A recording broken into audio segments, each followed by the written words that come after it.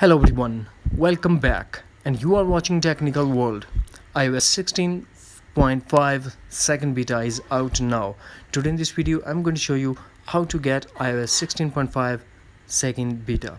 So without wasting any time, let's get started. First of all, we have to launch Safari, and in Google, search for beta profiles and use the first link. Now we will get this interface of the website, and we have to scroll, and also you can check the device compatibility list from here, then tap iOS 16.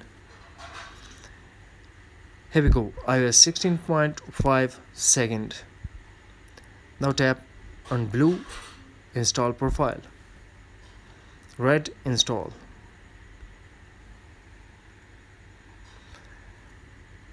Yes, allow, close, minimize the Safari browser, launch settings, profile downloaded, install top right corner, passcode required, install again, install. If you want to restart, tap on restart, otherwise leave it as it is and tap on not now and done. Go back to settings and general, tap software update and update your iPhone to iOS 16.5 second beta. That's it. Hopefully friends, you found this video helpful, so please do like, share and subscribe. Thanks for watching. Take care. Bye bye.